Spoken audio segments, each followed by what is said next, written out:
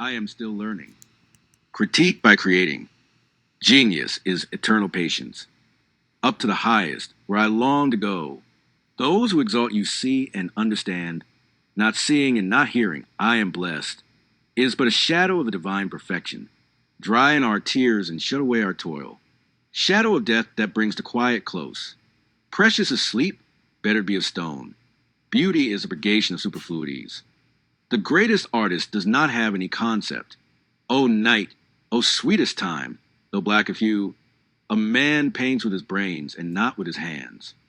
Dear to me is sleep, still more, being made of stone. With few words I should make thee understand my soul. Lord, grant that I may always desire more than I accomplish.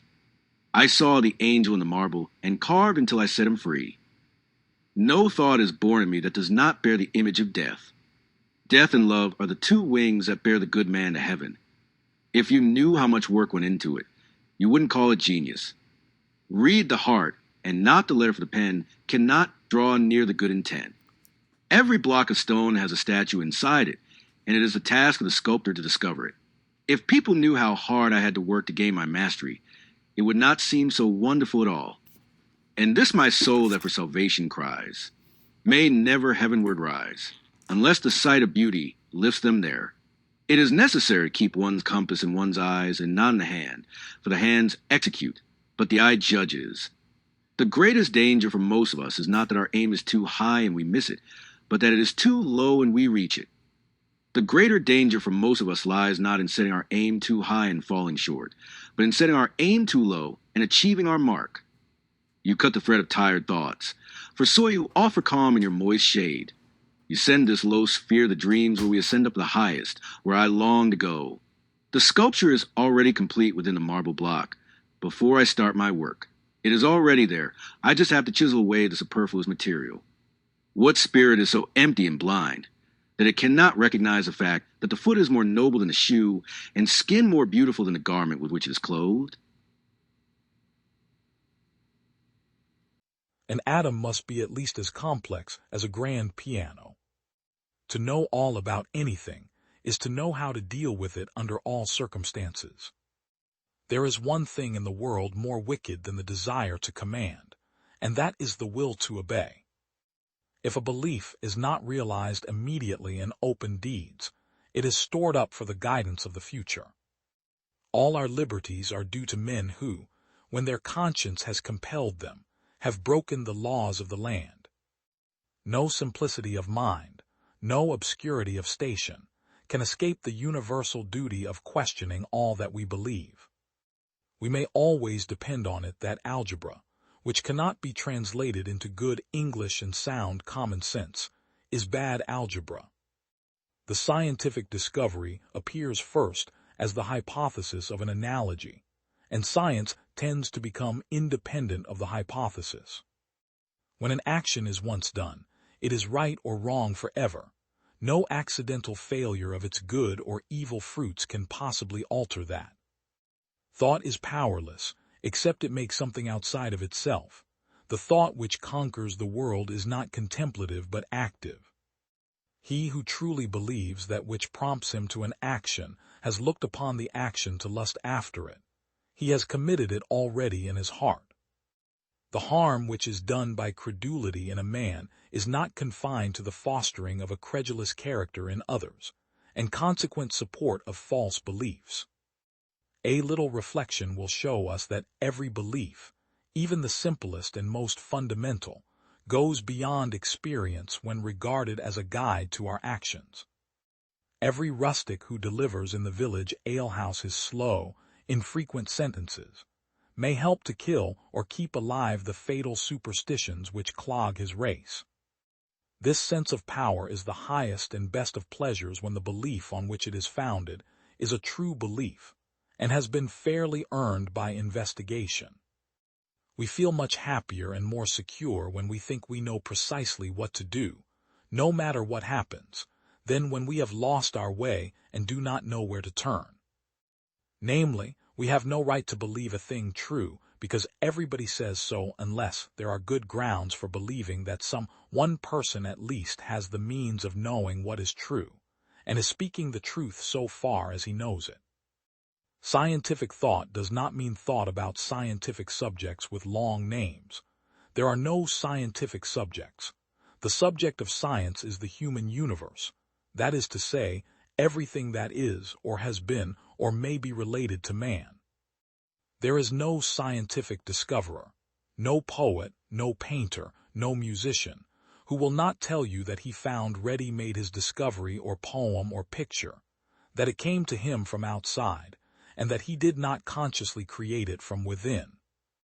The danger to society is not merely that it should believe wrong things, though that is great enough, but that it should become credulous and lose the habit of testing things and inquiring into them, for then it must sink back into savagery. If I steal money from any person, there may be no harm done from the mere transfer of possession. He may not feel the loss, or it may prevent him from using the money badly. But I cannot help doing this great wrong towards man, that I make myself dishonest. Remember that scientific thought is the guide of action, that the truth which it arrives at is not that which we can ideally contemplate without error, but that which we may act upon without fear. And you cannot fail to see that scientific thought is not an accompaniment or condition of human progress, but human progress itself.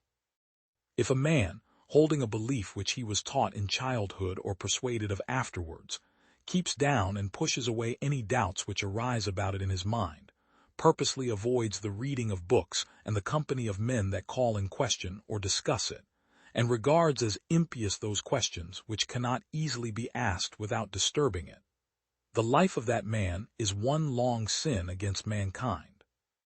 The aim of scientific thought, then, is to apply past experience to new circumstances. The instrument is an observed uniformity in the course of events. By the use of this instrument it gives us information transcending our experience. It enables us to infer things that we have not seen from things that we have seen. And the evidence for the truth of that information depends on our supposing that the uniformity holds good beyond our experience. It cannot be doubted that theistic belief is a comfort and a solace to those who hold it, and that the loss of it is a very painful loss. It cannot be doubted, at least, by many of us in this generation, who either profess it now, or received it in our childhood and have parted from it since with such searching trouble as only cradle faiths can cause. We have seen the spring sun shine out of an empty heaven to light up a soulless earth. We have felt with utter loneliness that the great companion is dead.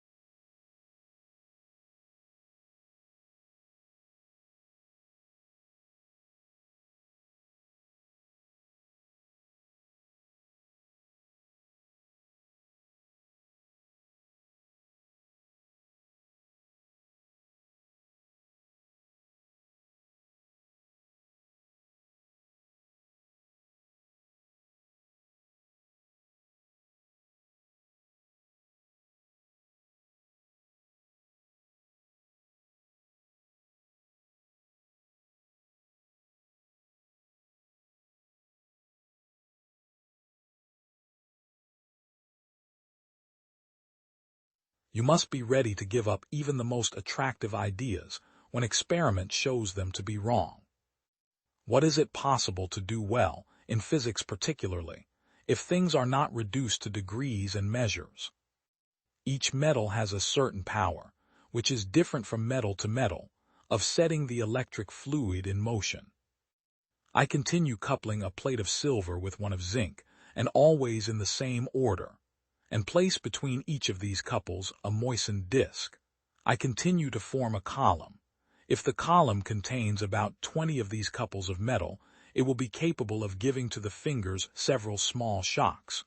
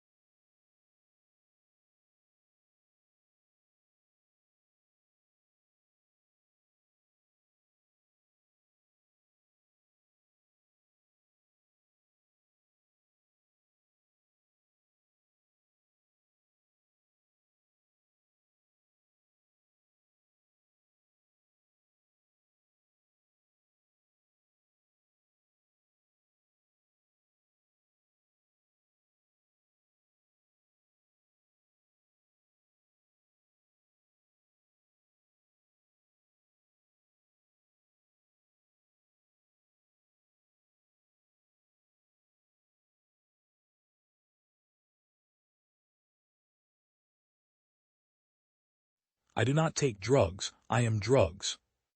Life is too short to remain unnoticed. To be interesting, one has to provoke. I am not strange, I am just not normal. Knowing how to look is a way of inventing. So little of what could happen does happen. Everything alters me, but nothing changes me. Have no fear of perfection, you'll never reach it. Intelligence without ambition is a bird without wings. Those who do not want to imitate anything produce nothing. A true artist is not one who is inspired, but one who inspires. If you understand a painting beforehand, you might as well not paint it. Mistakes are almost always of a sacred nature. Understand them thoroughly. An elegant woman is a woman who despises you and has no hair under her arms. There comes a moment in every person's life when they realize they adore me. There are some days when I think I'm going to die from an overdose of satisfaction. There is only one difference between a madman and me. The madman thinks he is sane. I know I am mad. Surrealism is destructive, but it destroys only what it considers to be shackles limiting our vision. You have to systematically create confusion. It sets creativity free. Everything that is contradictory creates life.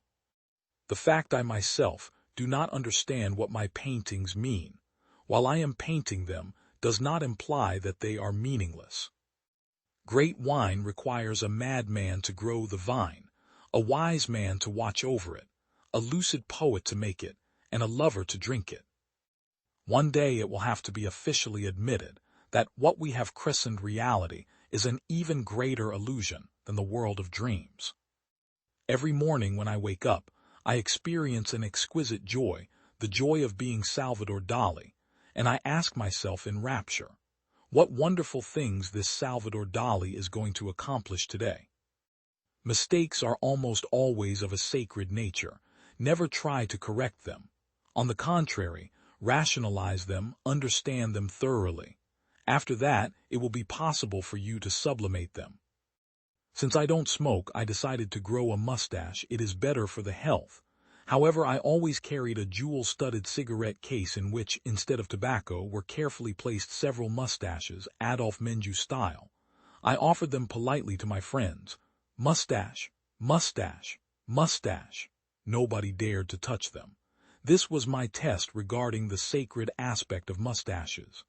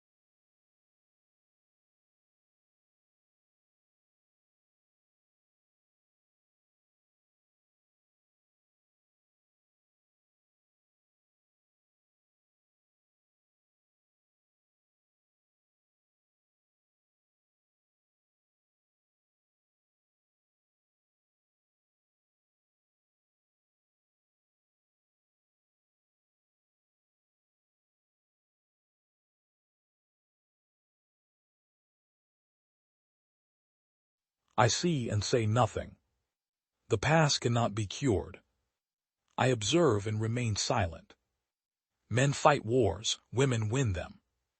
God forgive you, but I never can. Semper idem, always the same.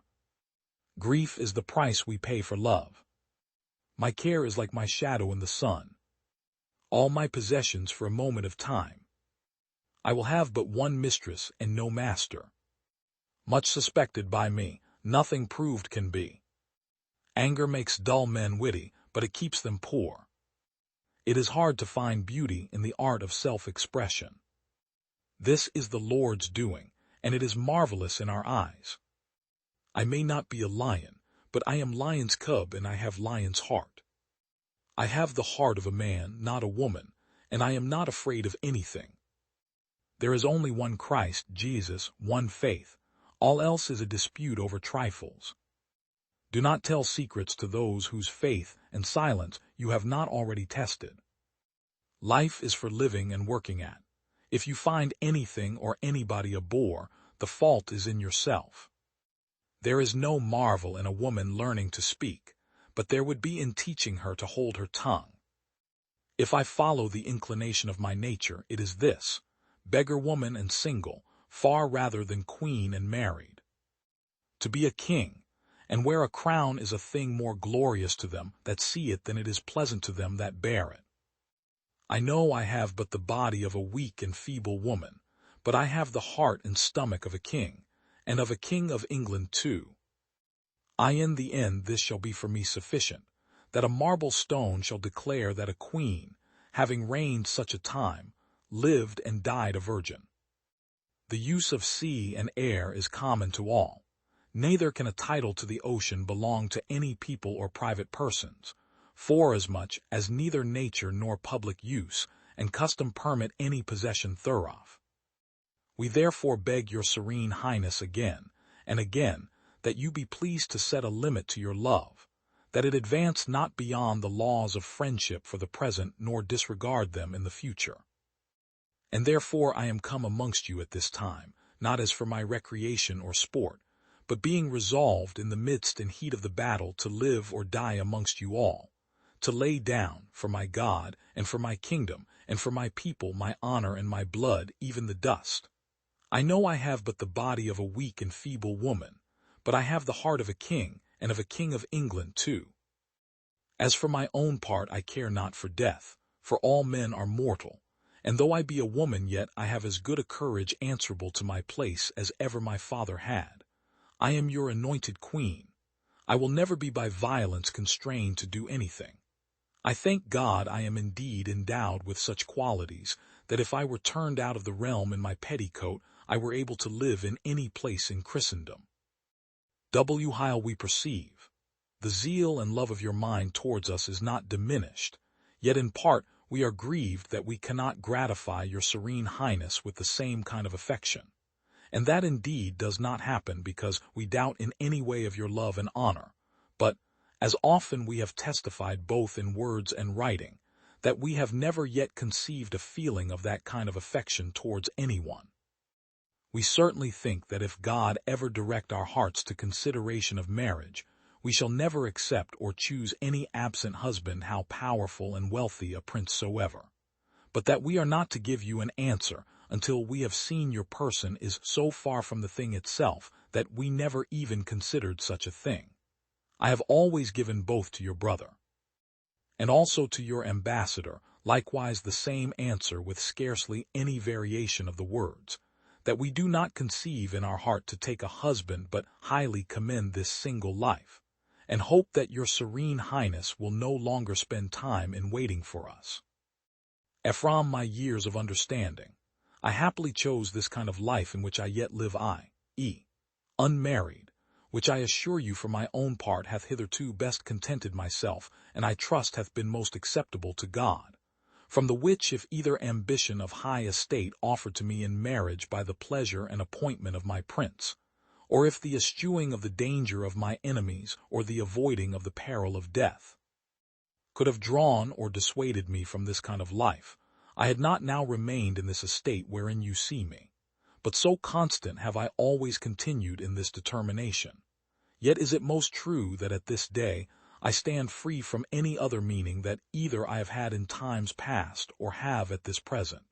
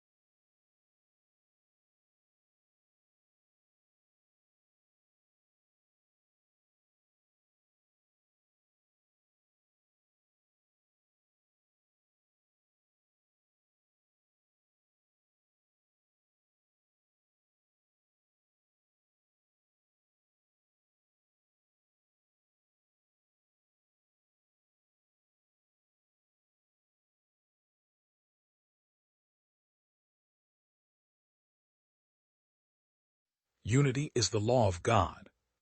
Evolution is the law of life. Lust weakens both body and mind.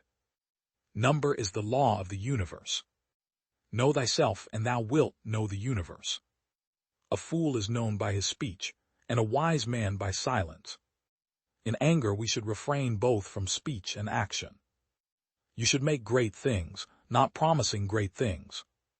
Learn to be silent. Let your quiet mind listen and absorb. It is better to be silent than to dispute with the ignorant.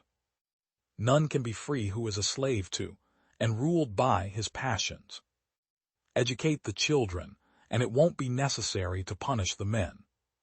The wise man should be prepared for everything that does not lie within his control. The oldest, shortest words, yes and no, are those which require the most thought. Numbers have a way of taking a man by the hand and leading him down the path of reason. Love that shines from within cannot be darkened by obstacles of the world of consequences. The highest goal of music is to connect one's soul to their divine nature, not entertainment. If you're asked, what is the silence? Respond, it is the first stone of the wisdom's temple. Don't try to cover your mistakes with false words. Rather, correct your mistakes with examination. The experience of life in a finite, limited body is specifically for the purpose of discovering and manifesting supernatural existence. Do not go to bed until you have gone over the day 3 times in your mind. What wrong did I do? What good did I accomplish? What did I forget to do? If you have a wounded heart, touch it as little as you would an injured eye. There are only 2 remedies for the suffering of the soul, hope and patience. The soul of man is divided into 3 parts: intelligence, reason, and passion. Intelligence and passion are possessed by other animals, but reason by man alone. As long as man continues to be the ruthless destroyer of lower living beings, he will never know health or peace. For as long as men massacre animals, they will kill each other. Hate and fear breed a poison in the blood, which, if continued, affects eyes, ears, nose, and the organs of digestion. Therefore, it is not wise to hear and remember the unkind things others might say about you. We come from God, as the tree from the root and the stream from the spring. That's why we should always be in contact with Him, as the trunk from the root. Because the stream dries up when it is separated from the spring, and the tree dies when it is uprooted. Each celestial body, in fact each and every atom, produces a particular sound on account of its movement, its rhythm or vibration. All these sounds and vibrations form a universal harmony in which each element, while having its own function and character, contributes to the whole.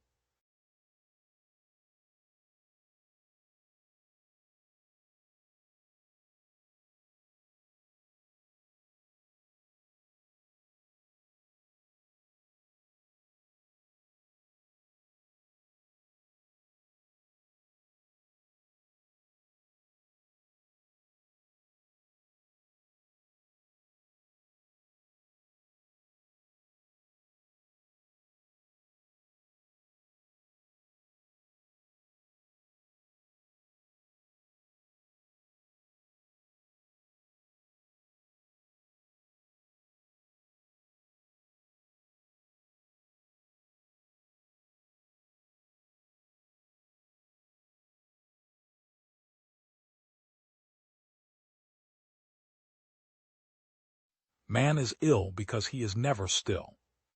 I am different, let this not upset you. Be not another, if you can be yourself. The highest degree of a medicine is love. Fasting is the greatest remedy, the physician within. The beginning of wisdom is the beginning of supernatural power. Whether wine is a nourishment, medicine, or poison is a matter of dosage.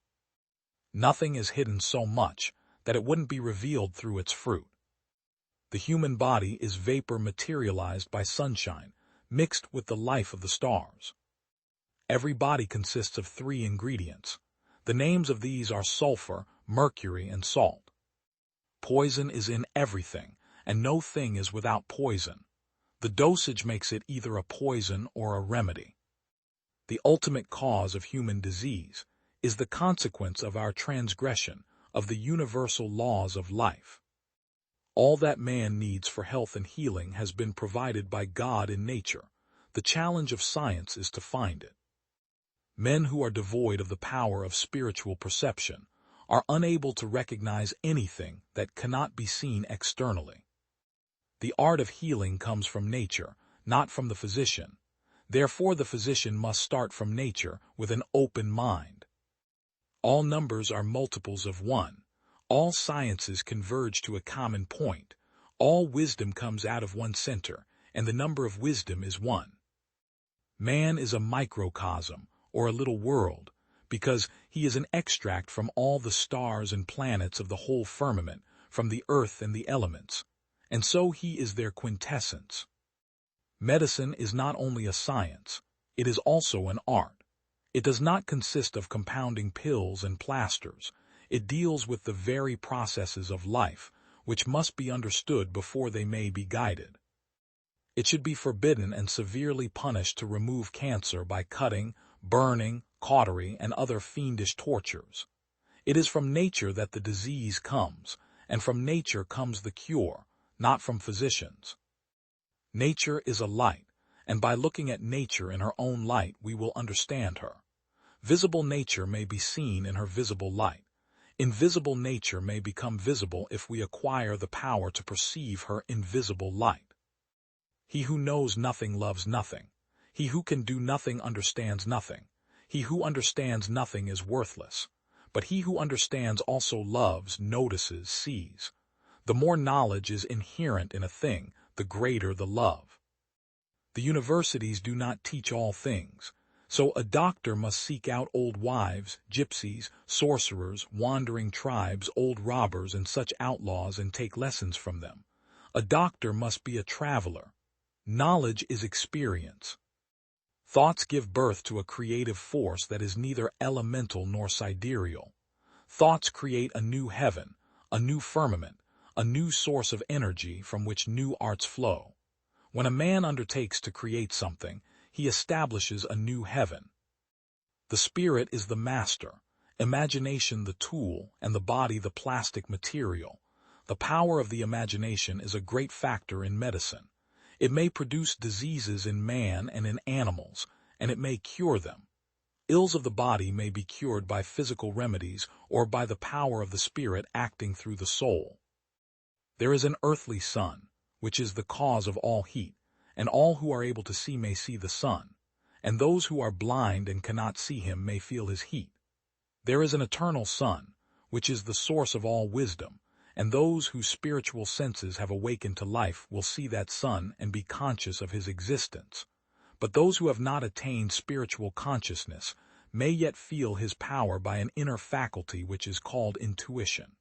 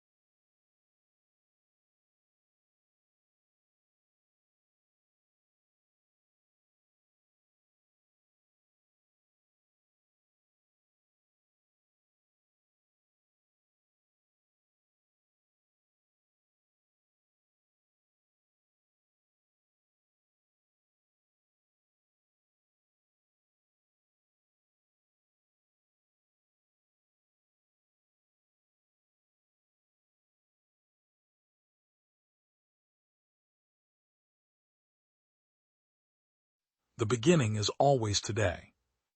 If I cannot inspire love, I will cause fear.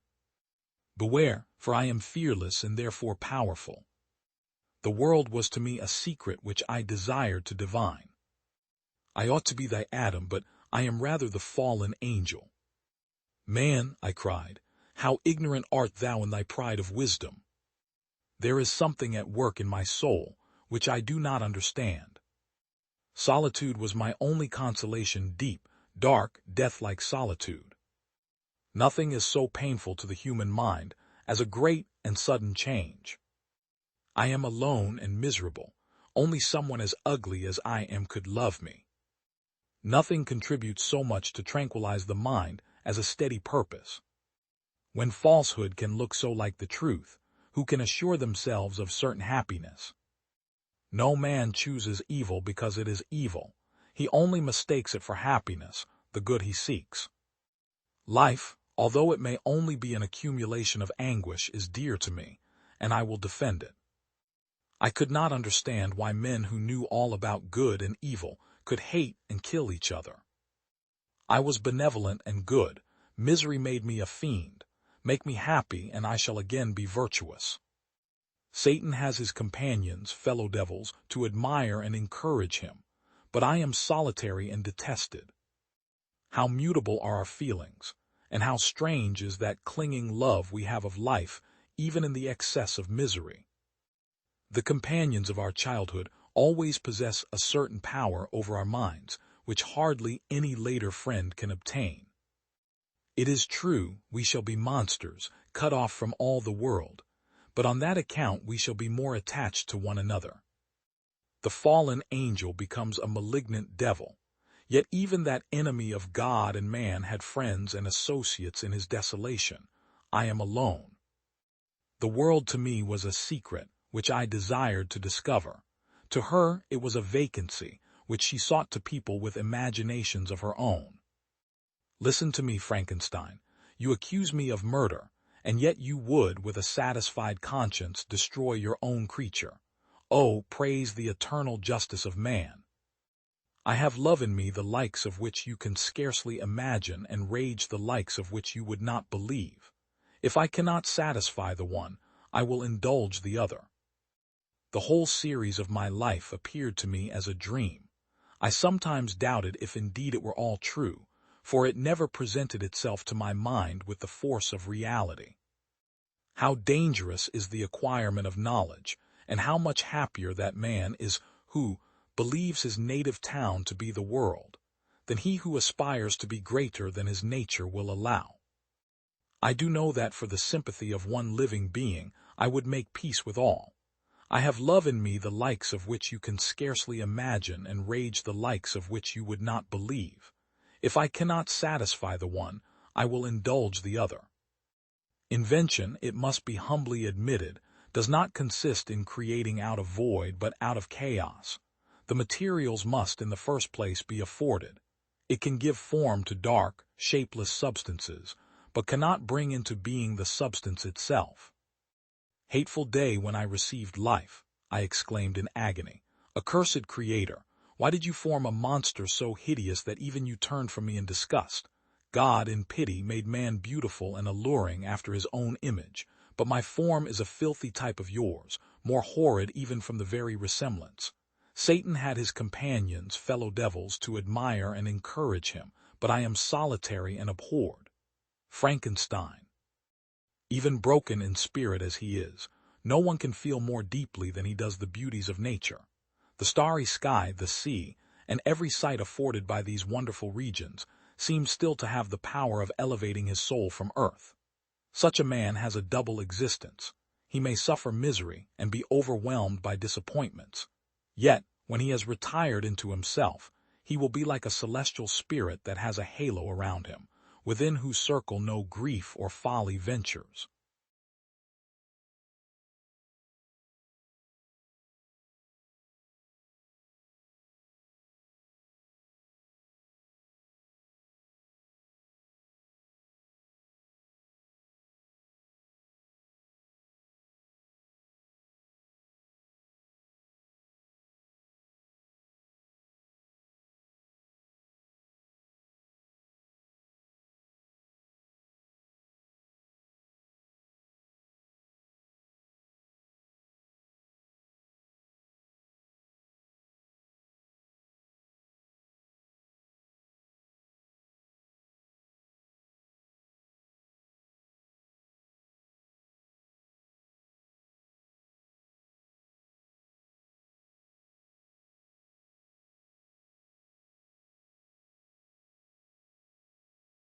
The beginning is always today. If I cannot inspire love, I will cause fear. Beware, for I am fearless and therefore powerful. The world was to me a secret which I desired to divine. I ought to be thy Adam, but I am rather the fallen angel. Man, I cried, how ignorant art thou in thy pride of wisdom! There is something at work in my soul which I do not understand. Solitude was my only consolation, deep, dark, death-like solitude. Nothing is so painful to the human mind as a great and sudden change. I am alone and miserable. Only someone as ugly as I am could love me. Nothing contributes so much to tranquilize the mind as a steady purpose. When falsehood can look so like the truth, who can assure themselves of certain happiness? No man chooses evil because it is evil. He only mistakes it for happiness, the good he seeks. Life, although it may only be an accumulation of anguish, is dear to me, and I will defend it. I could not understand why men who knew all about good and evil could hate and kill each other. I was benevolent and good. Misery made me a fiend. Make me happy, and I shall again be virtuous. Satan has his companions, fellow devils, to admire and encourage him, but I am solitary and detested. How mutable are our feelings, and how strange is that clinging love we have of life, even in the excess of misery. The companions of our childhood always possess a certain power over our minds, which hardly any later friend can obtain. It is true, we shall be monsters, cut off from all the world, but on that account we shall be more attached to one another. The fallen angel becomes a malignant devil, yet even that enemy of God and man had friends and associates in his desolation. I am alone. The world to me was a secret, which I desired to discover. To her it was a vacancy, which she sought to people with imaginations of her own. Listen to me, Frankenstein. You accuse me of murder, and yet you would, with a satisfied conscience, destroy your own creature. Oh, praise the eternal justice of man. I have love in me the likes of which you can scarcely imagine, and rage the likes of which you would not believe. If I cannot satisfy the one, I will indulge the other. The whole series of my life appeared to me as a dream. I sometimes doubted if indeed it were all true, for it never presented itself to my mind with the force of reality. How dangerous is the acquirement of knowledge, and how much happier that man is who believes his native town to be the world, than he who aspires to be greater than his nature will allow. I do know that for the sympathy of one living being I would make peace with all. I have love in me the likes of which you can scarcely imagine, and rage the likes of which you would not believe. If I cannot satisfy the one, I will indulge the other. Invention, it must be humbly admitted, does not consist in creating out of void but out of chaos. The materials must in the first place be afforded. It can give form to dark, shapeless substances, but cannot bring into being the substance itself. Hateful day when I received life, I exclaimed in agony. Accursed Creator, why did you form a monster so hideous that even you turned from me in disgust? God, in pity, made man beautiful and alluring after his own image, but my form is a filthy type of yours, more horrid even from the very resemblance. Satan had his companions, fellow devils, to admire and encourage him, but I am solitary and abhorred. Frankenstein. Even broken in spirit as he is, no one can feel more deeply than he does the beauties of nature. The starry sky, the sea, and every sight afforded by these wonderful regions seems still to have the power of elevating his soul from earth. Such a man has a double existence. He may suffer misery and be overwhelmed by disappointments. Yet, when he has retired into himself, he will be like a celestial spirit that has a halo around him, within whose circle no grief or folly ventures.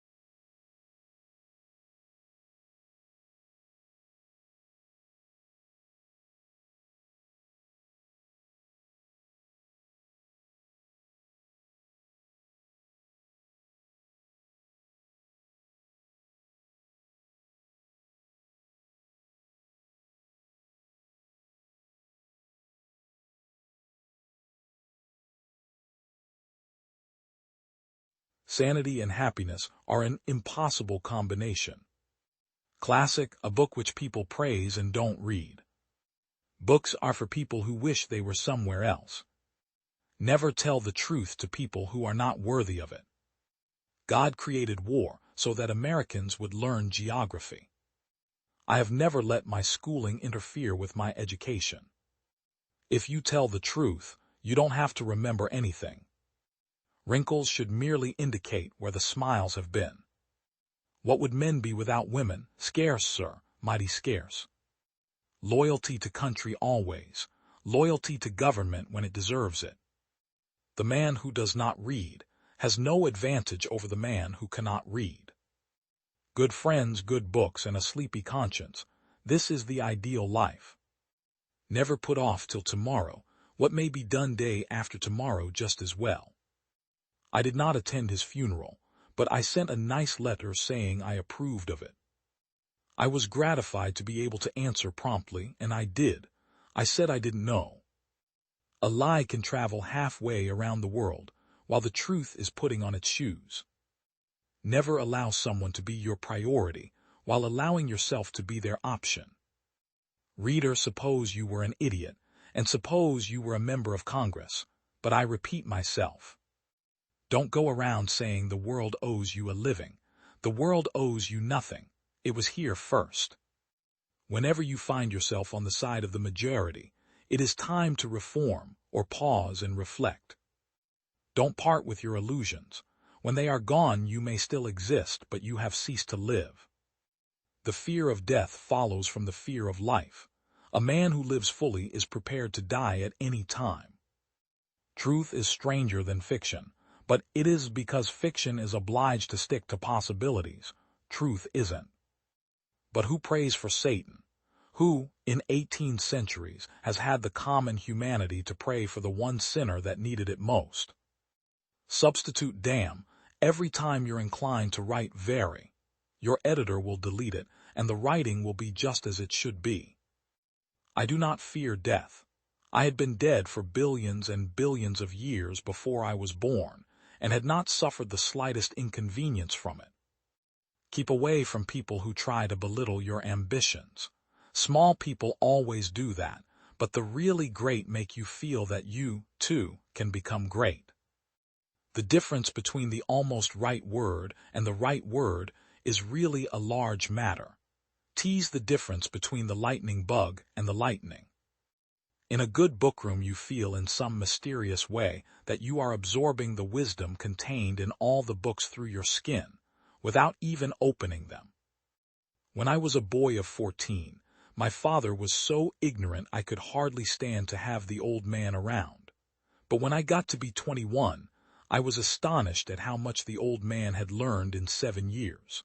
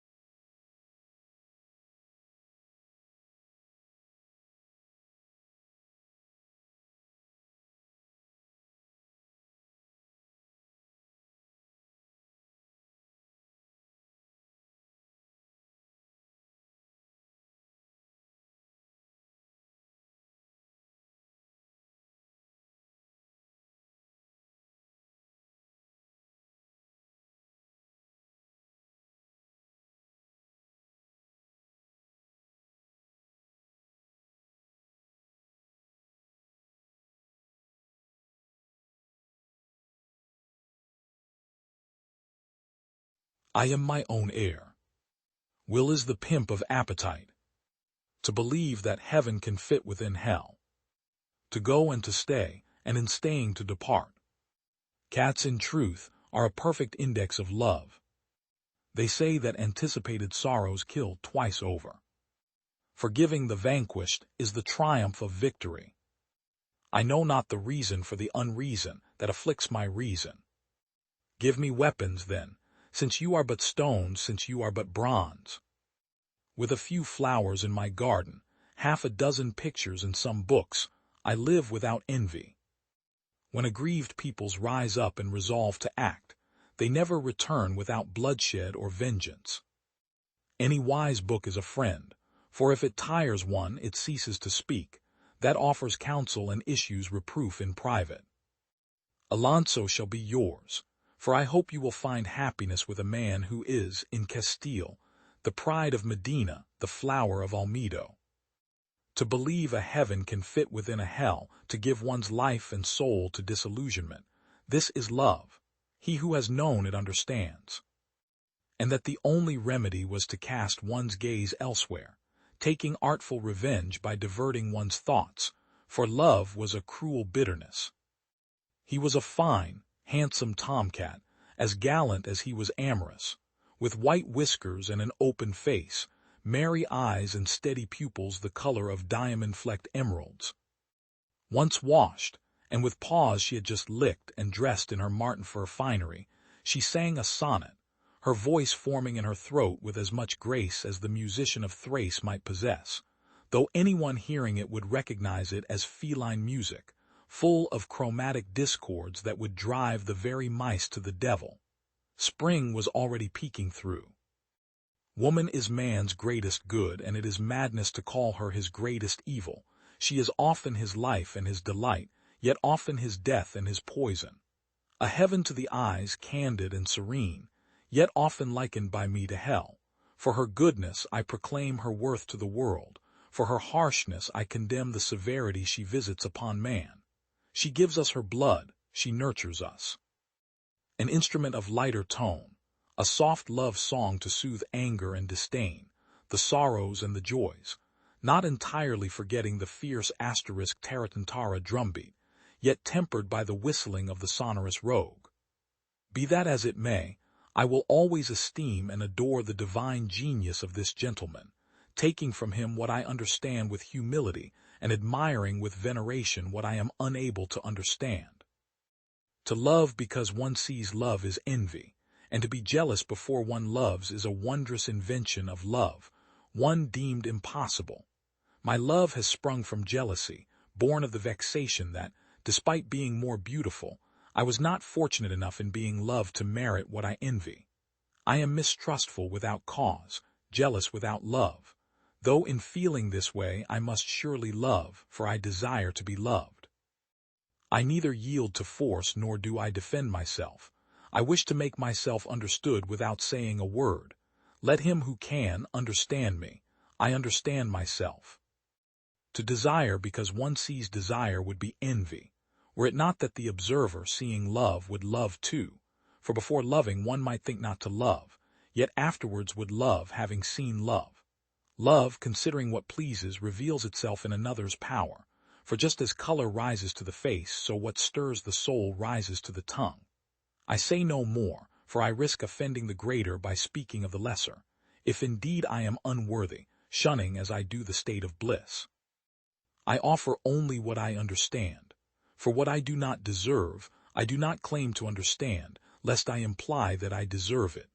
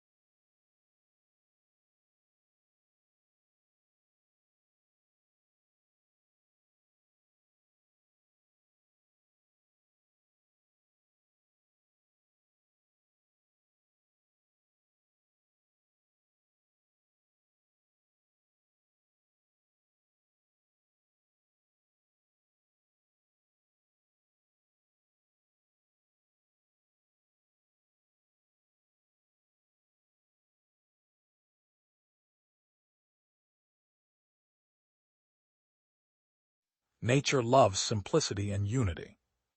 Where there is matter, there is geometry. Why are things as they are and not otherwise? Without proper experiments, I conclude nothing.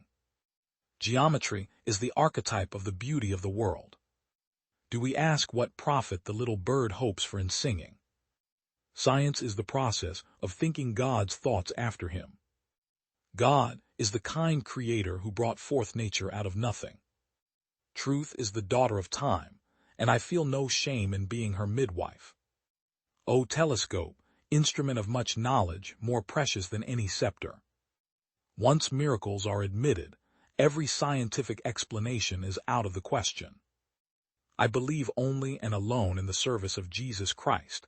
In him is all refuge and solace. I much prefer the sharpest criticism of a single intelligent man to the thoughtless approval of the masses.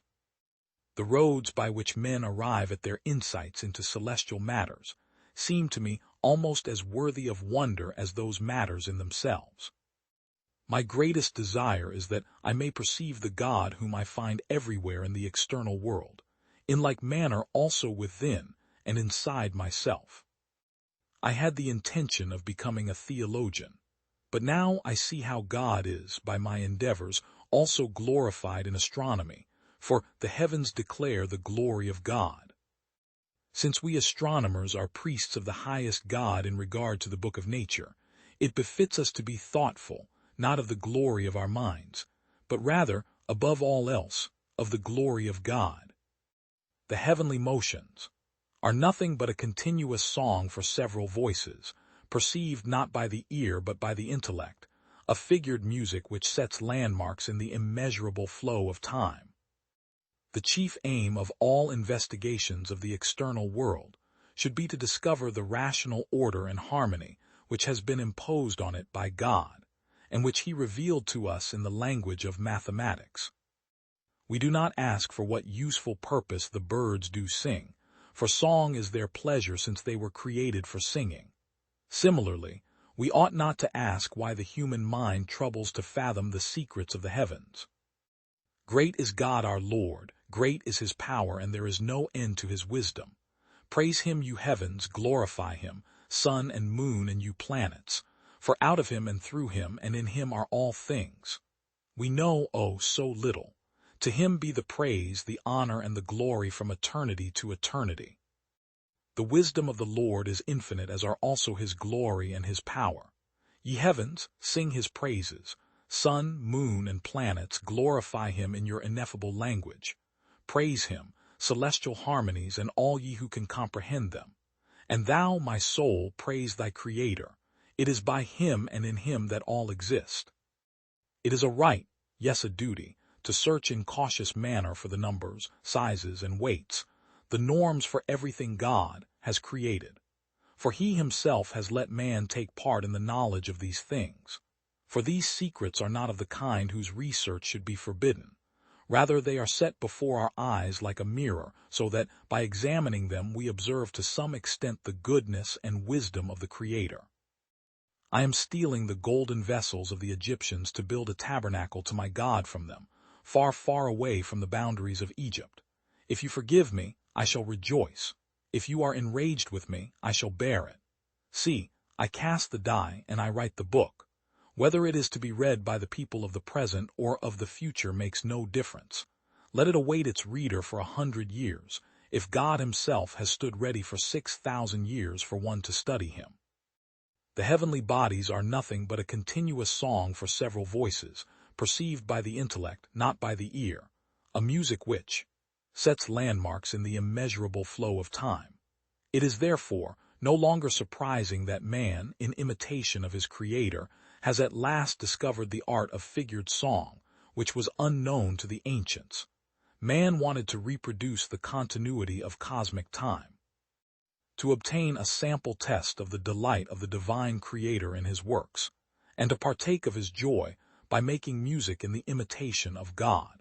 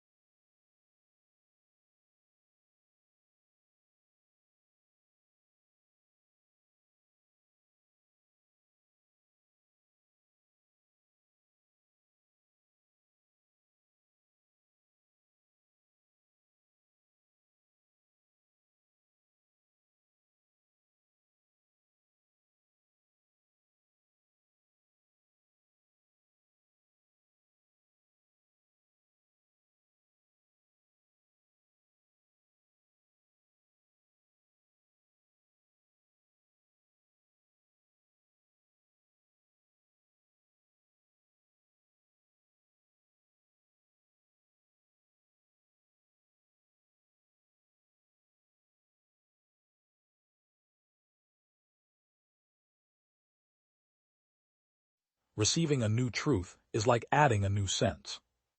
The secret of all those who make discoveries is that they regard nothing as impossible. A fact acquires its true and full value only through the idea which is developed from it. The more fodder, the more flesh. The more flesh, the more manure. The more manure, the more grain. We may fairly judge of the commercial prosperity of a country from the amount of sulfuric acid it consumes. The loveliest theories are being overthrown by these damned experiments. It's no fun being a chemist anymore. The progress of mankind is due exclusively to the progress of natural sciences, not to morals, religion, or philosophy. From one sublime genius Newton more light has proceeded than the labor of 1,000 years preceding had been able to produce. In this apparatus is nothing new but its simplicity and thorough trustworthiness. On his revolutionary method of organic analysis. Chocolate is a perfect food, as wholesome as it is delicious, a beneficent restorer of exhausted power. It is the best friend of those engaged in literary pursuits. Chemistry, in its application to animals and vegetables, endeavors jointly with physiology to enlighten us respecting the mysterious processes and sources of organic life. If it is impossible to judge merit and guilt in the field of natural science, then it is not possible in any field, and historical research becomes an idle, empty activity. Observation is like a piece of glass, which, as a mirror, must be very smooth, and must be very carefully polished, in order that it may reflect the image pure and undistorted. If you want to become a chemist, you will have to ruin your health. If you don't ruin your health studying, you won't accomplish anything these days in chemistry. By the deficiency or absence of one necessary constituent, all the others being present, the soil is rendered barren for all those crops to the life of which that one constituent is indispensable. But it must not be forgotten that glass and porcelain were manufactured, stuffs dyed and metals separated from their ores by mere empirical processes of art, and without the guidance of correct scientific principles. A manure containing several ingredients acts in this wise. The effect of all of them in the soil accommodates itself to that one among them which, in comparison to the wants of the plant, is present in the smallest quantity. A time will come when fields will be manured with a solution of glass silicate of potash, with the ashes of burnt straw, and with the salts of phosphoric acid prepared in chemical manufactories, exactly as at present medicines are given for fever and goitre. I have spent some months in England, have seen an awful lot and learned little. England is not a land of science. There is only a widely practiced dilettantism. The chemists are ashamed to call themselves chemists because the pharmacists, who are despised, have assumed this name. Only about 70 years ago was chemistry, like a grain of seed from a ripe fruit, separated from the other physical sciences. With Black, Cavendish, and Priestley, its new era began. Medicine, pharmacy, and the useful arts had prepared the soil upon which this seed was to germinate and to flourish. I have learnt that all our theories are not truth itself, but resting places or stages on the way to the conquest of truth, and that we must be contented to have obtained for the strivers after truth such a resting place, which, if it is on a mountain, permits us to view the provinces already won and those still to be conquered. The finest imagination in the world could not have conceived of a better idea than the philosopher's stone to inspire the minds and faculties of men. Without it, chemistry would not be what it is today. In order to discover that no such thing as the philosopher's stone existed, it was necessary to ransack and analyze every substance known on earth, and in precisely this lay its miraculous influence. Without an acquaintance with chemistry, the statesman must remain a stranger to the true vital interests of the state, to the means of its organic development and improvement. The highest economic or material interests of a country, the increased and more profitable production of food for man and animals, are most closely linked with the advancement and diffusion of the natural sciences, especially of chemistry. Since the discovery of oxygen, the civilized world has undergone a revolution in manners and customs. The knowledge of the composition of the atmosphere, of the solid crust of the earth, of water, and of their influence upon the life of plants and animals, was linked to that discovery. The successful pursuit of innumerable trades and manufactures, the profitable separation of metals from their ores, also stand in the closest connection therewith. I would establish the conviction that chemistry, as an independent science, offers one of the most powerful means towards the attainment of a higher mental cultivation, that the study of chemistry is profitable, not only inasmuch as it promotes the material interests of mankind, but also because it furnishes us with insight into those wonders of creation which immediately surround us, and with which our existence, life, and development are most closely connected.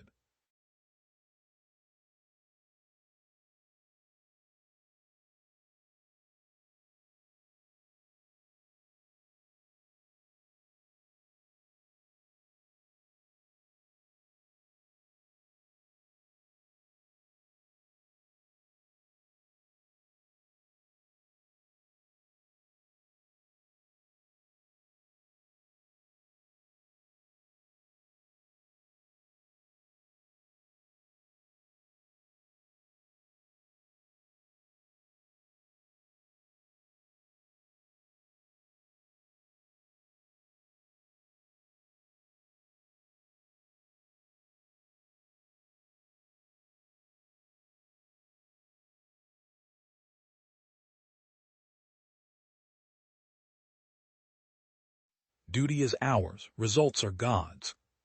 Whoever tells the best story wins. Try and fail, but don't fail to try. Individual liberty is individual power. Idleness is sweet, and its consequences are cruel. America is a friend of freedom everywhere, but a custodian only of our own. From the experience of the past, we derive instructive lessons for the future. The firmest security of peace is the preparation during peace of the defenses of war. To believe that everyone is honest is folly, but to believe that no one is honest is worse. If your actions inspire others to dream more, learn more, do more, and become more, you are a leader. No book in the world deserves to be so unceasingly studied and so profoundly meditated upon as the Bible. Nip the shoots of arbitrary power in the bud is the only maxim which can ever preserve the liberties of any people.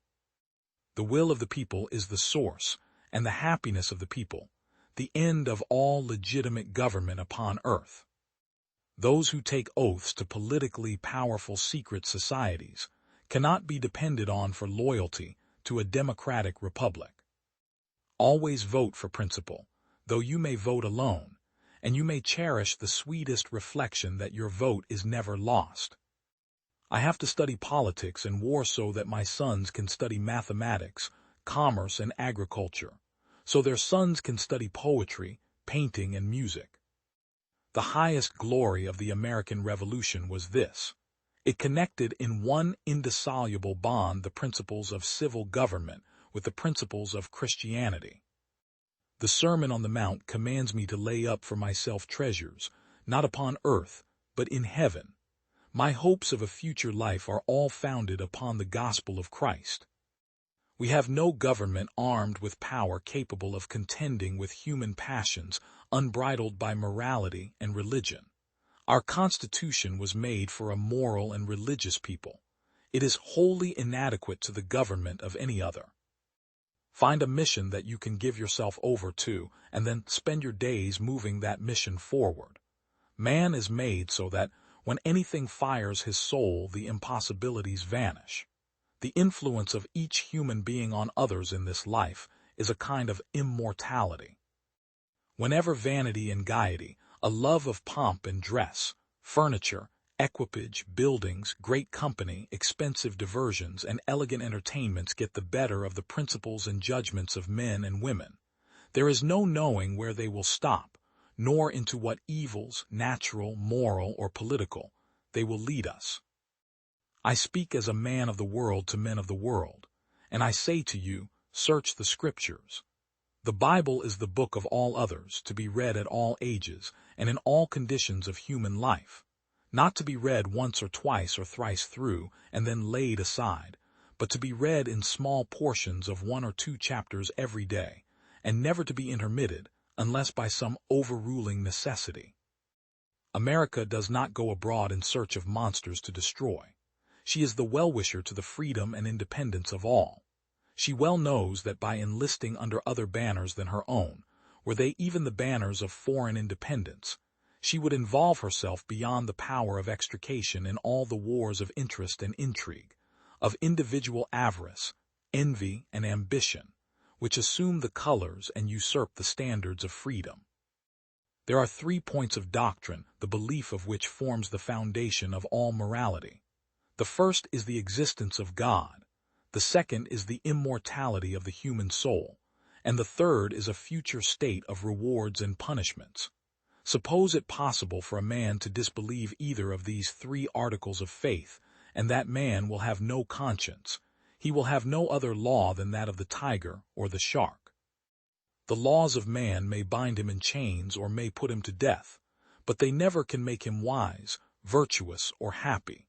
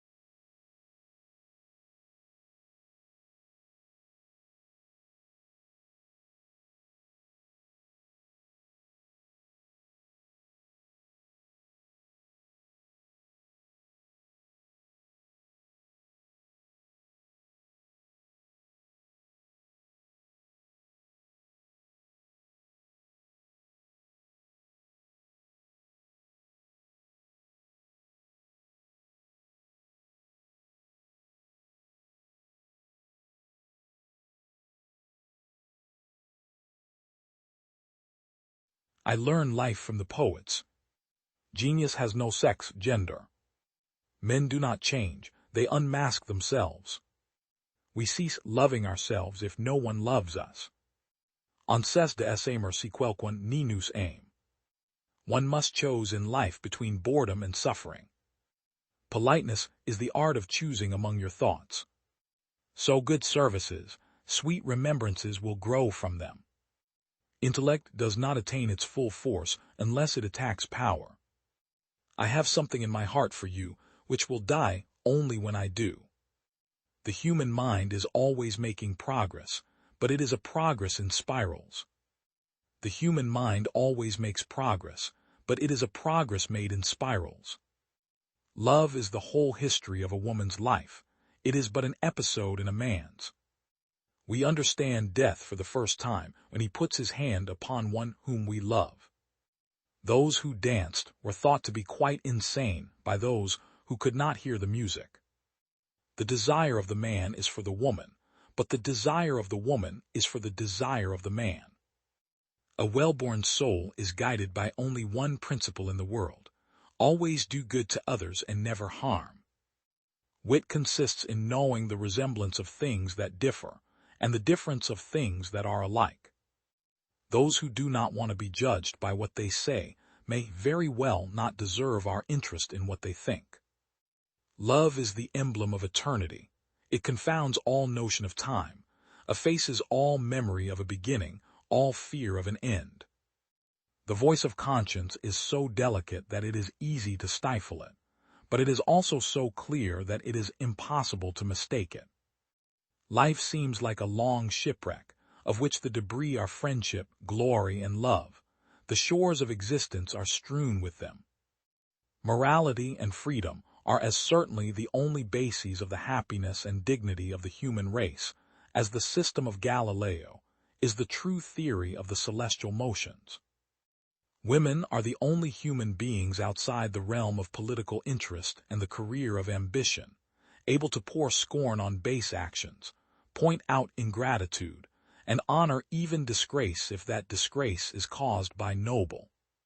Virtue is nearly connected with the heart. I have called it beneficence, not in the very limited sense that is generally given to the term, but to specify thereby all the actions that emanate from active goodness.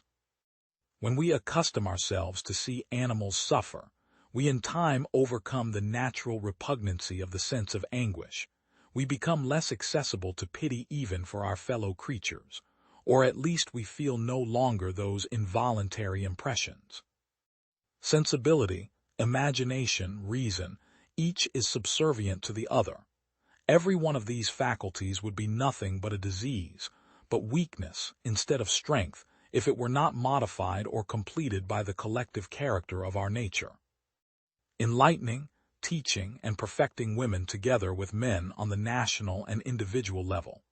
This must be the secret for the achievement of every reasonable goal, as well as the establishment of any permanent social or political relationships. We live in an age when self-interest alone seems to determine all of man's acts, and what empathy, what emotion, what enthusiasm can ever grow out of self-interest? It is pleasanter to dream of those times of dedication, sacrifice, and heroism that used to be, and that have left honorable traces upon the earth. Nothing is less applicable to life than a mathematical argument. A proposition expressed in numbers is definitely false or true. In all other relations, the truth is so mingled with the false that often only instinct can help us to decide among virtuous influences, sometimes equally as strong in one direction as in the other.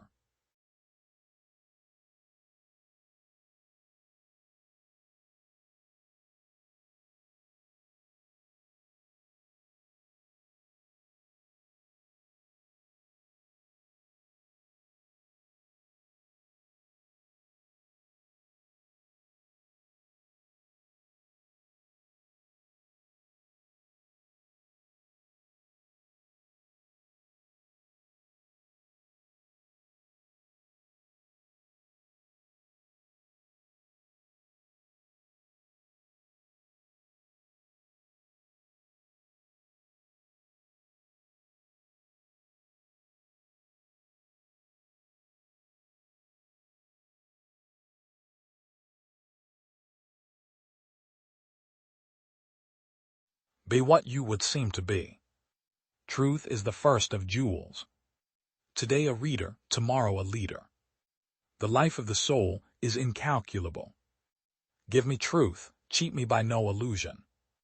Nature provides exceptions to every rule. Pain has no effect but to steal some of my time. Amid all your duties, keep some hours to yourself. Men, for the sake of getting a living, forget to live. Very early, I knew that the only object in life was to grow. If you have knowledge, let others light their candles in it. Whatever the soul knows how to seek, it cannot fail to obtain. There exists in the minds of men a tone of feeling toward women as toward slaves. The mind is not, I know, a highway but a temple, and its doors should not be carelessly left open. What concerns me now is that my life be a beautiful, powerful, in a word, a complete life of its kind. The especial genius of women I believe to be electrical in movement, intuitive in function, spiritual in tendency. It was not meant that the soul should cultivate the earth, but that the earth should educate and maintain the soul. We would have every arbitrary barrier thrown down. We would have every path laid open to woman as freely as to man. Man is not made for society, but society is made for man. No institution can be good which does not tend to improve the individual. I stand in the sunny noon of life. Objects no longer glitter in the dews of morning, neither are yet softened by the shadows of evening. Beware the mediocrity that threatens middle age, its limitation of thought and interest, its dullness of fancy, its too external life, and mental thinness. Truth is the nursing mother of genius. No man can be absolutely true to himself, eschewing cant, compromise, servile imitation, and complacence without becoming original.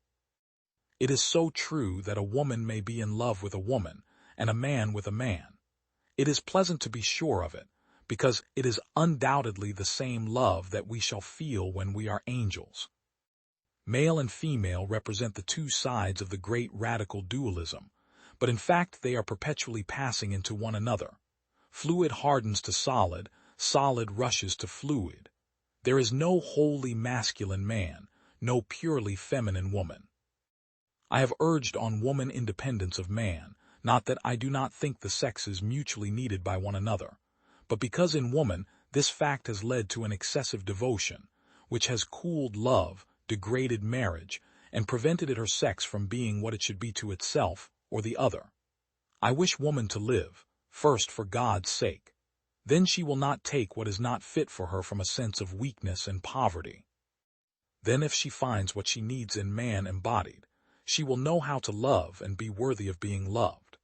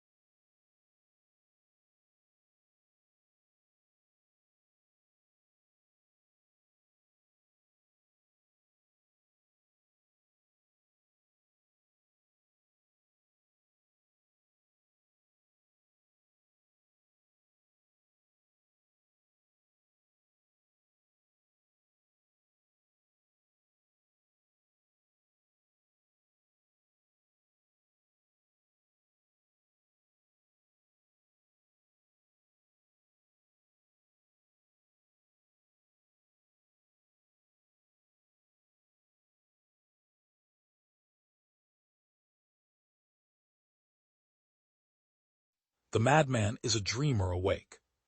A woman should soften but not weaken a man. Where does a thought go when it's forgotten? Out of your vulnerabilities will come your strength.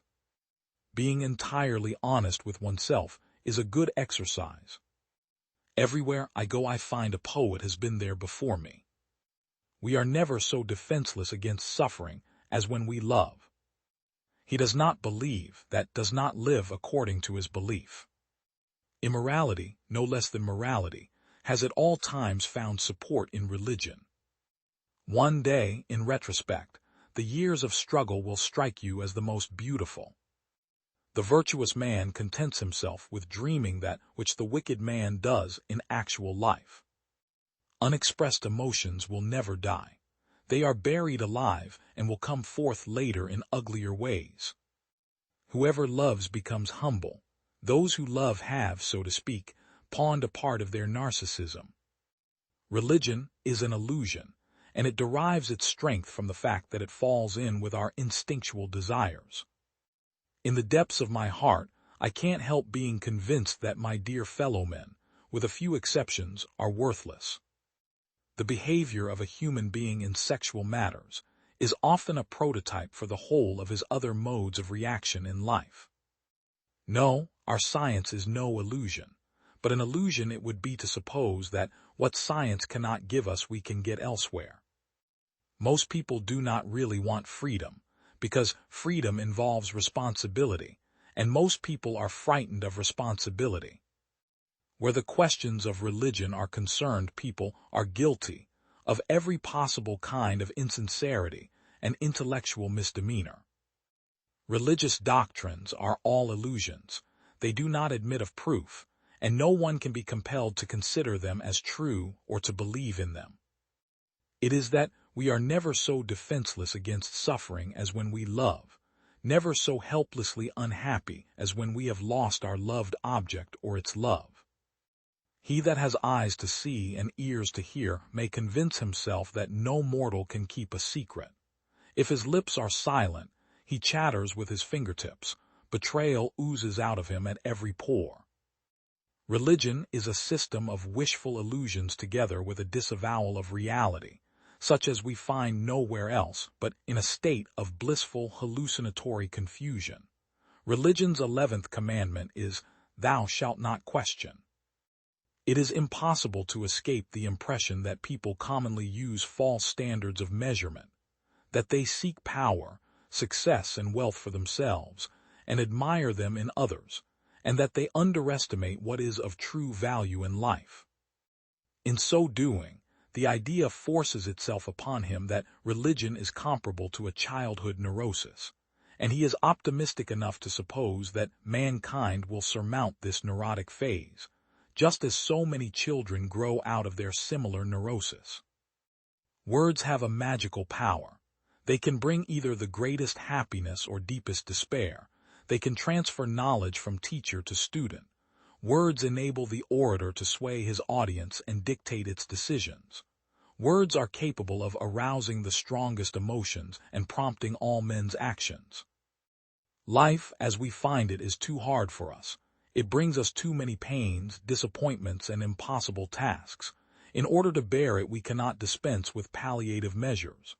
There are perhaps 3 such measures: powerful deflections which cause us to make light of our misery, substitutive satisfactions which diminish it, and intoxicating substances which make us insensible to it. Human beings are funny. They long to be with the person they love but refuse to admit openly. Some are afraid to show even the slightest sign of affection because of fear. Fear that their feelings may not be recognized, or even worse, returned. But one thing about human beings puzzles me the most is their conscious effort to be connected with the object of their affection, even if it kills them slowly within. Religion is an attempt to get control over the sensory world, in which we are placed, by means of the wish world, which we have developed inside us as a result of biological and psychological necessities. But it cannot achieve its end. Its doctrines carry with them the stamp of the times in which they originated, the ignorant childhood days of the human race. Its consolations deserve no trust. Experience teaches us that the world is not a nursery.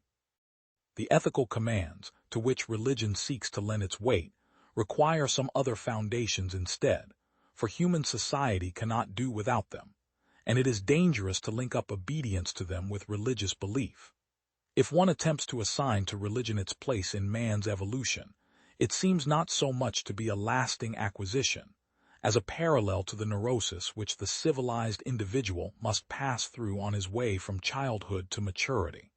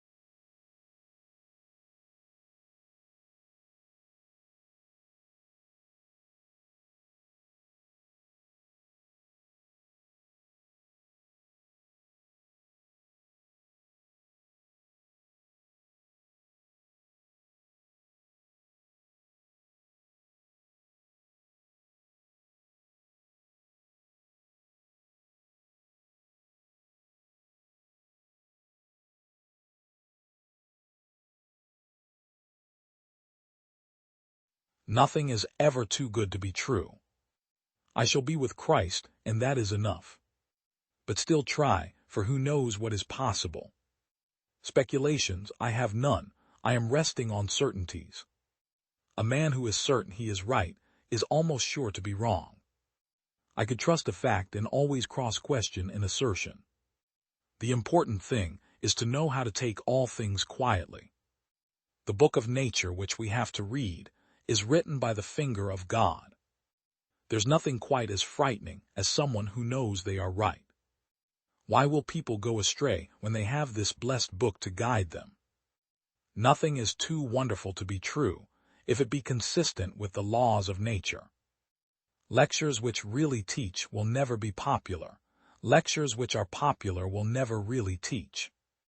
I am no poet, but if you think for yourselves as I proceed, the facts will form a poem in your minds. All are sure in their days except the most wise.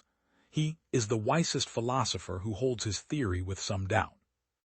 I have far more confidence in the one man who works mentally and bodily at a matter than in the 6 who merely talk about it. I can at any moment convert my time into money, but I do not require more of the latter than is sufficient for necessary purposes. Nature is our kindest friend and best critic in experimental science, if we only allow her intimations to fall unbiased on our minds. I happen to have discovered a direct relation between magnetism and light, also electricity and light, and the field it opens is so large and I think rich. It is right that we should stand by and act on our principles, but not right to hold them in obstinate blindness, or retain them when proved to be erroneous. Since peace is alone the gift of God, and as it is He who gives it, why should we be afraid? His unspeakable gift in His beloved Son is the ground of no doubtful hope. I am busy just now again on electromagnetism, and think I have got hold of a good thing but can't say. It may be a weed instead of a fish that, after all my labor, I may at last pull up. The philosopher should be a man willing to listen to every suggestion, but determined to judge for himself. He should not be a respecter of persons, but of things. Truth should be his primary object. I will simply express my strong belief that that point of self-education which consists in teaching the mind to resist its desires and inclinations, until they are proved to be right, is the most important of all, not only in things of natural philosophy, but in every department of daily life. I express a wish that you may, in your generation, be fit to compare to a candle, that you may, like it, shine as lights to those about you, that, in all your actions, you may justify the beauty of the taper by making your deeds honorable and effectual in the discharge of your duty to your fellow-men.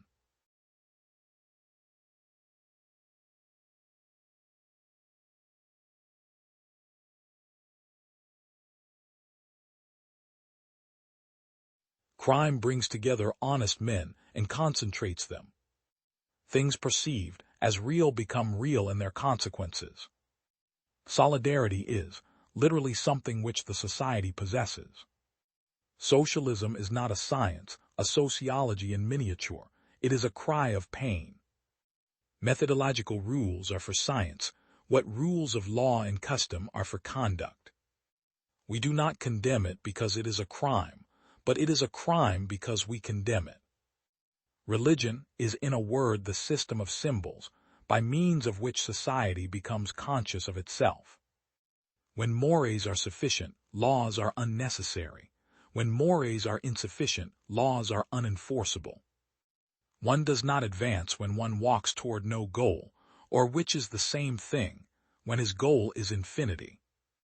Reality seems valueless by comparison with the dreams of fevered imaginations. Reality is therefore abandoned. Irrespective of any external regulatory force, our capacity for feeling is in itself an insatiable and bottomless abyss. It is society which, fashioning us in its image, fills us with religious, political, and moral beliefs that control our actions. Hence, we are the victims of an illusion which leads us to believe we have ourselves produced what has been imposed upon us externally. I have been the victim of this impulse for a year. At first it was insignificant, then for about the last 2 months it has pursued me everywhere. The most barbarous and the most fantastic rites and the strangest myths translate some human need, some aspect of life, either individual or social. It is said that we do not make the guilty party suffer for the sake of suffering. It is none the less true that we find it right that he should suffer. We should not say that an act offends the common consciousness because it is criminal, but that it is criminal because it offends the common consciousness. Just as reflection disappears to the extent that thought and action take the form of automatic habits, it awakes only when accepted habits become disorganized. It seems very strange that one must turn back and be transported to the very beginnings of history in order to arrive at an understanding of humanity as it is at present. When there is no other aim but to outstrip constantly the point arrived at, how painful to be thrown back. Since imagination is hungry for novelty, and ungoverned it gropes at random. The totality of beliefs and sentiments common to the average members of a society forms a determinate system with a life of its own. It can be termed the collective or creative consciousness. Maniacal suicide. This is due to hallucinations or delirious conceptions. The patient kills himself to escape from an imaginary danger or disgrace, or to obey a mysterious order from on high, etc. Man cannot become attached to higher aims and submit to a rule if he sees nothing above him to which he belongs. To free him from all social pressure is to abandon him to himself and demoralize him. Liberty is the daughter of authority properly understood. For to be free is not to do what one pleases. It is to be the master of oneself. It is to know how to act within reason and to do one's duty. Melancholy suicide.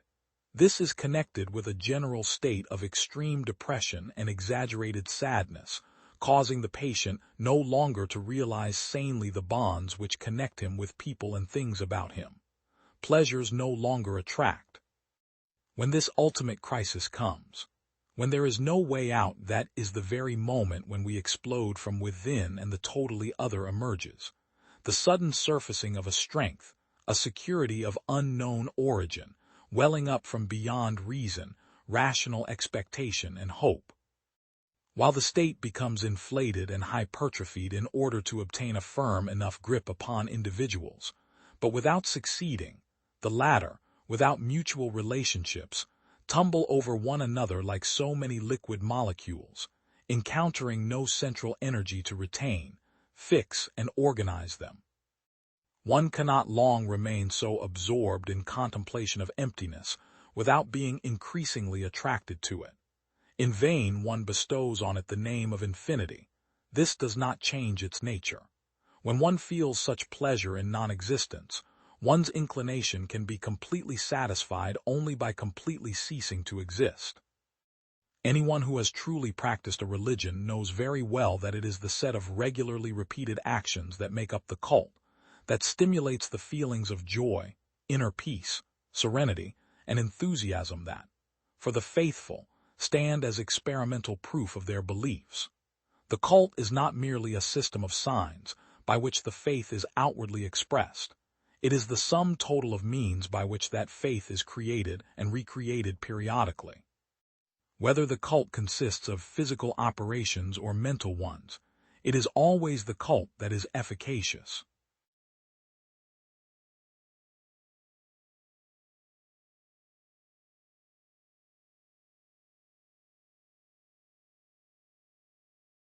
Do not weep, do not wax indignant, understand. Everything excellent is as difficult as it is rare. There can be no hope without fear, and no fear without hope. When a man is prey to his emotions, he is not his own master. Know to laugh, not to lament, not to detest, but to understand. No matter how thin you slice it, there will always be two sides. The endeavor to understand is the first and only basis of virtue. What Paul says about Peter tells us more about Paul than about Peter. If you want the present to be different from the past, study the past. There is no hope unmingled with fear, and no fear unmingled with hope. Pride is pleasure arising from a man's thinking too highly of himself. I do not know how to teach philosophy without becoming a disturber of the peace. In so far as the mind sees things in their eternal aspect, it participates in eternity. The more clearly you understand yourself and your emotions, the more you become a lover of what is. Emotion, which is suffering, ceases to be suffering as soon as we form a clear and precise picture of it. A free man thinks of nothing less than of death, and his wisdom is a meditation, not on death, but on life. I have striven not to laugh at human actions, not to weep at them, nor to hate them, but to understand them. The highest activity a human being can attain is learning for understanding, because to understand is to be free. I have made a ceaseless effort not to ridicule, not to bewail, not to scorn human actions, but to understand them. Peace is not the absence of war, It is a virtue, a state of mind, a disposition of benevolence, confidence, justice. In practical life, we are compelled to follow what is most probable. In speculative thought, we are compelled to follow truth. Be not astonished at new ideas, for it is well known to you that a thing does not therefore cease to be true, because it is not accepted by many. I would warn you that I do not attribute to nature either beauty or deformity, order or confusion. Only in relation to our imagination can things be called beautiful or ugly, well-ordered or confused. Happiness is not the reward of virtue, but is virtue itself.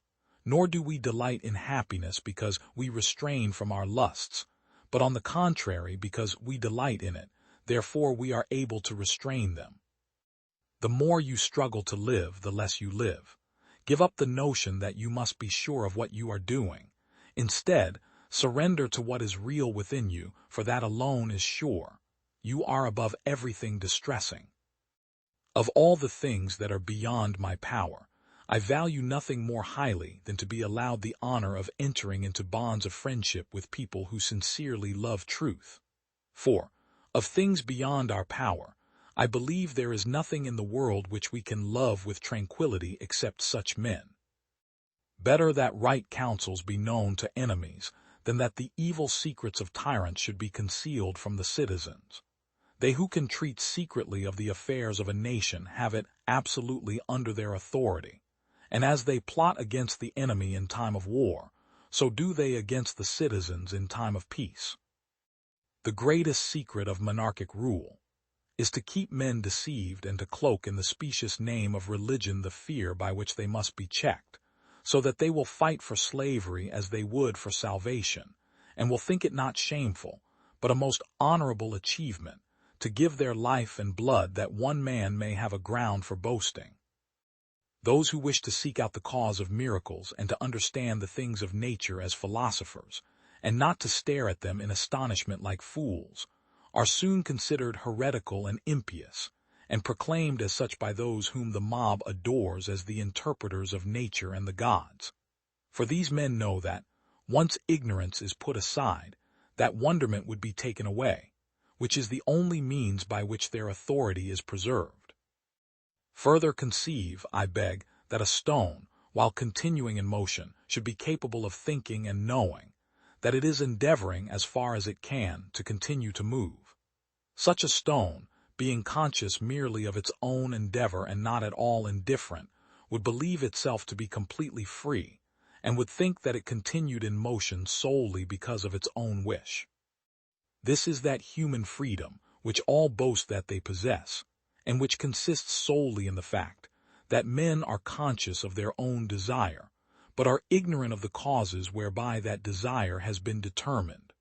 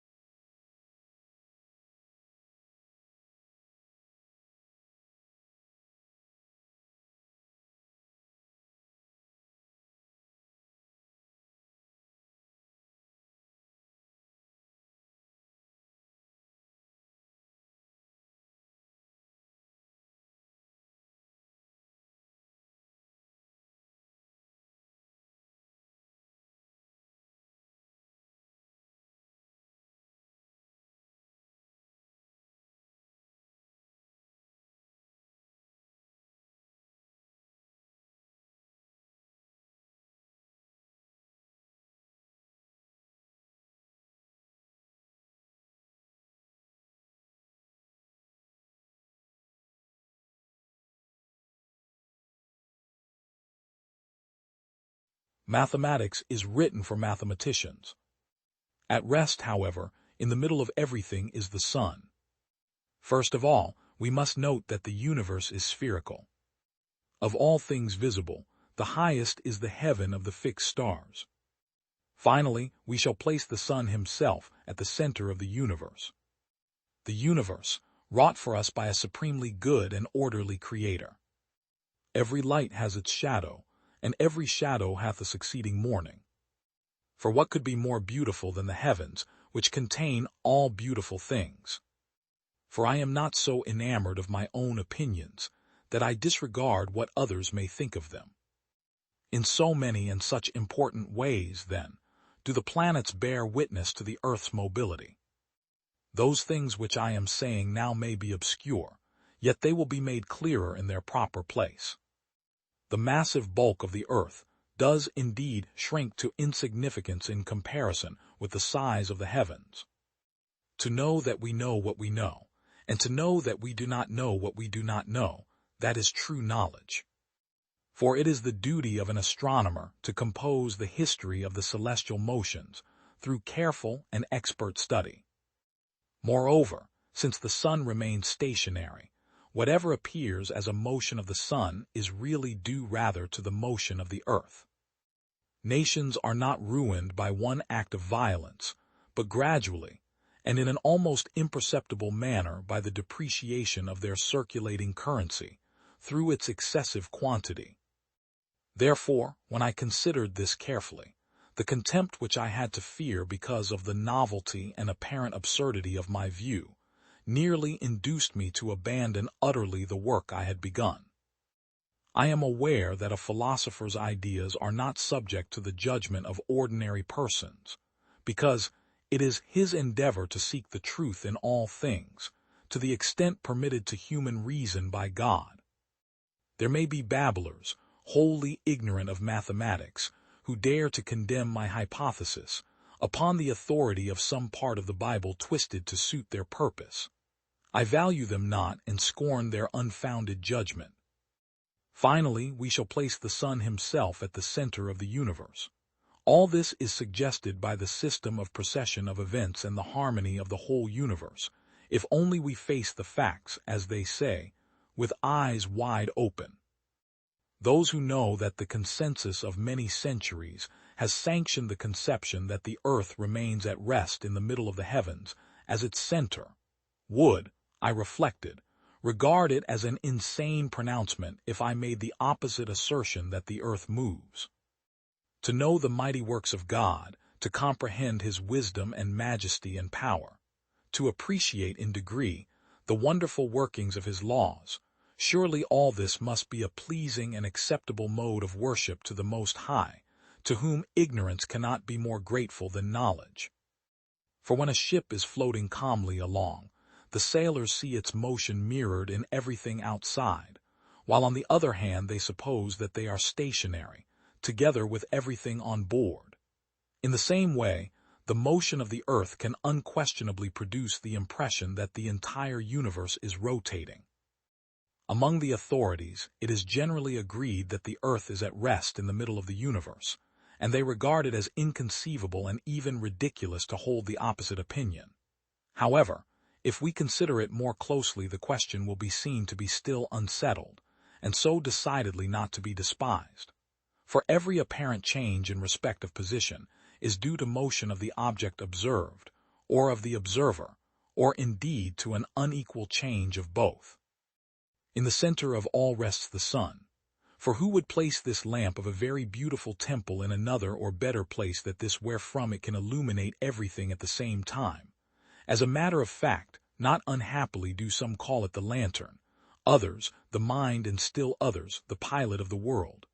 Trismegistus calls it a visible god, Sophocles Electra, that which gazes upon all things.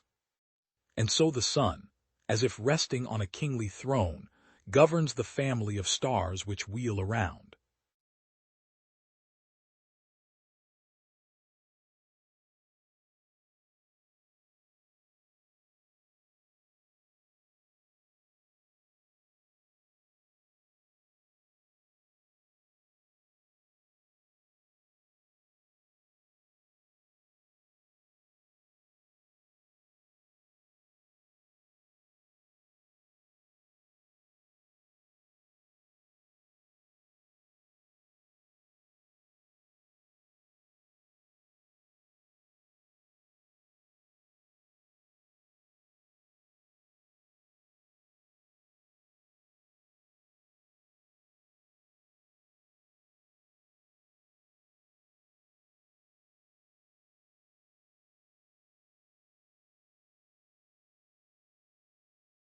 The man of courage is never afraid.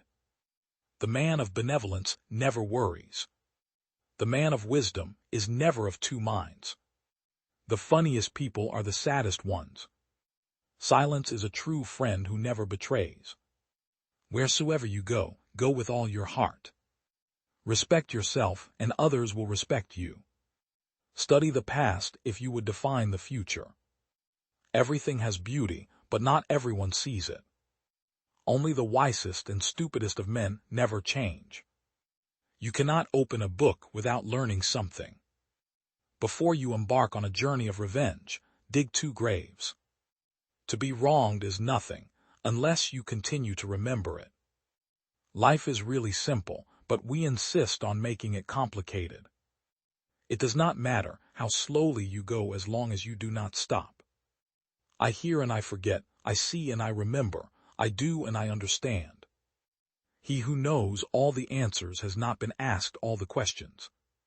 The man who moves a mountain begins by carrying away small stones.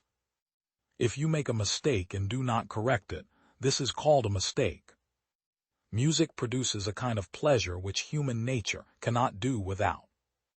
It is more shameful to distrust our friends than to be deceived by them. We have 2 lives, and the second begins when we realize we only have one. The way out is through the door. Why is it that no one will use this method? The gem cannot be polished without friction, nor man perfected without trials. What the superior man seeks is in himself. What the small man seeks is in others. Attack the evil that is within yourself, rather than attacking the evil that is in others. The hardest thing of all is to find a black cat in a dark room, especially if there is no cat. The man who asks a question is a fool for a minute. The man who does not ask is a fool for life. Give a bowl of rice to a man, and you will feed him for a day. Teach him how to grow his own rice, and you will save his life. When you see a good person, think of becoming like her him. When you see someone not so good, reflect on your own weak points. It is not the failure of others to appreciate your abilities that should trouble you, but rather your failure to appreciate theirs. By 3 methods we may learn wisdom. First, by reflection, which is noblest. Second, by imitation, which is easiest. And third, by experience, which is the bitterest.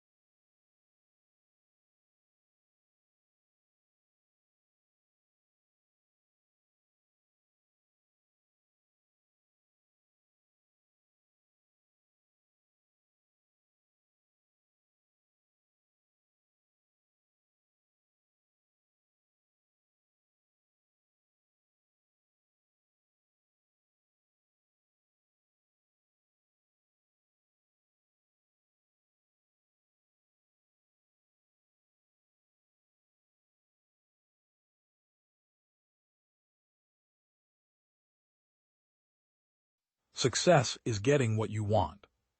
Happiness is wanting what you get. The man who dies rich dies disgraced. Do real and permanent good in this world. No man becomes rich unless he enriches others. When fate hands us a lemon, let's try to make lemonade.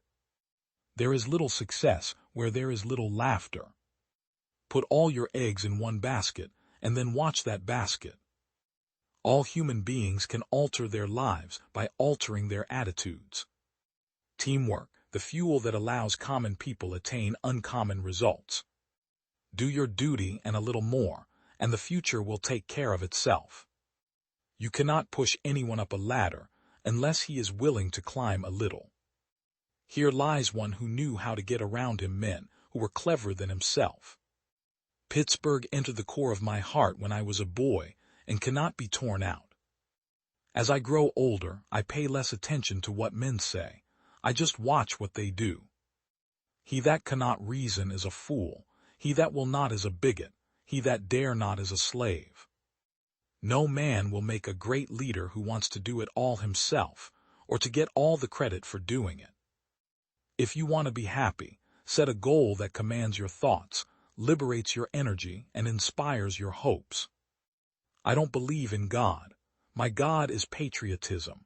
Teach a man to be a good citizen, and you have solved the problem of life. People who are unable to motivate themselves must be content with mediocrity, no matter how impressive their other talents. A library outranks any other one thing a community can do to benefit its people. It is a never-failing spring in the desert.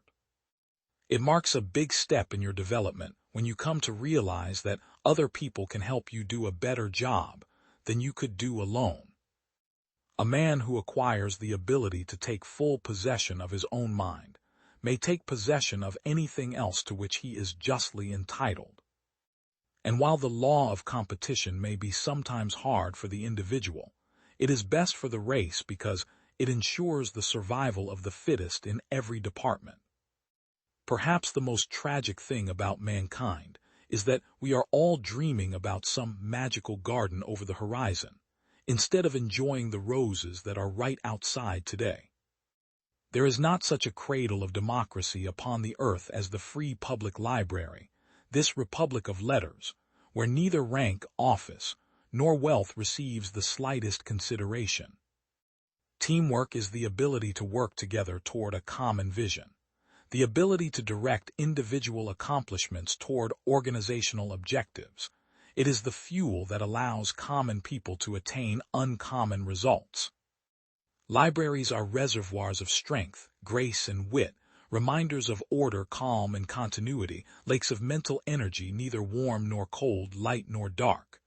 In any library in the world I am at home, unself-conscious, still and absorbed. Greer. Man does not live by bread alone.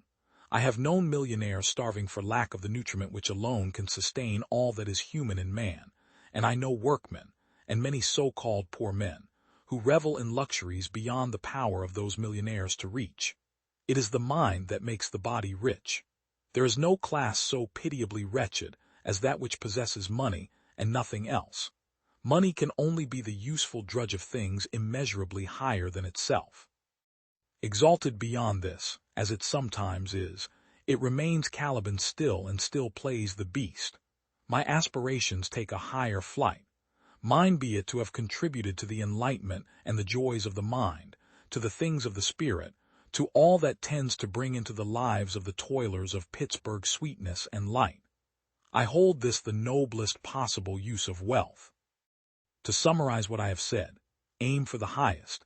Never enter a bar room. Do not touch liquor, or if at all only at meals. Never speculate. Never endorse beyond your surplus cash fund. Make the firm's interest yours. Break orders always to save owners. Concentrate. Put all your eggs in one basket and watch that basket. Expenditure always within revenue. Lastly, be not impatient, for, as Emerson says, no one can cheat you out of ultimate success but yourselves. I congratulate poor young men upon being born to that ancient and honorable degree which renders it necessary that they should devote themselves to hard work. A basket full of bonds is the heaviest basket a young man ever had to carry. He generally gets to staggering under it. We have in this city creditable instances of such young men, who have pressed to the front rank of our best and most useful citizens. These deserve great credit.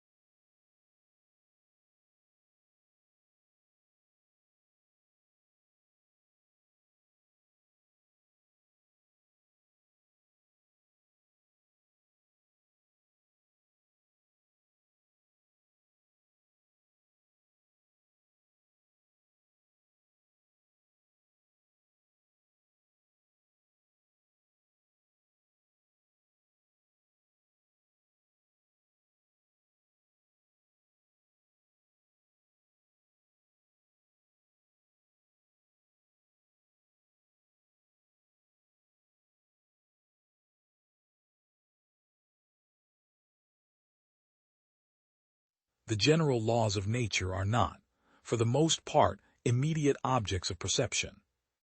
It is not of the essence of mathematics to be conversant with the ideas of number and quantity.